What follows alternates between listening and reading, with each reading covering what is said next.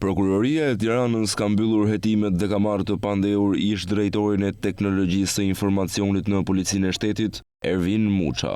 Muça akuzohet për hyrje të paautorizuar në sistemet kompjuterike gjatë kohës së tij si drejtor IT në Policinë e Shtetit. Aktualisht, Muça ndodhet në masën arrest shtëpie, ndërsa hetimet ndaj tij nisën më 9 prill 2024 për veprën penale hyrje e paautorizuar kompjuterike. Organi i akuzës ka zbardhur edhe rolin e Muçës në këto hetime, ku është arritur në përfundimin se drejtori i IT nuk ka informuar drejtorin e përgjithshëm të Policisë së Shtetit në lidhje me procedurat e backup të dhënave të Teams dhe as nuk ka hartuar një plan veprimi për problematikat e konstatuara dhe veprimet e ndërmarra për rregullimin e tyre.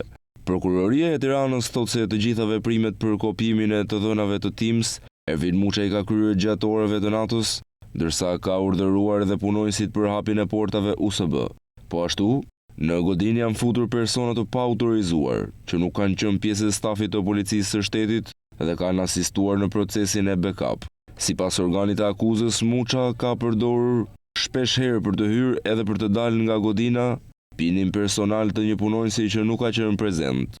Për më tepër, Prokuroria e Tiranës thotë se është vërtetuar se pajisja hard disk e sekuestruar ishte lidhur me kompjuterin e identifikuar dhe me serverat e sistemit, duke mundësuar eksportimin e të dhënave në një hard disk.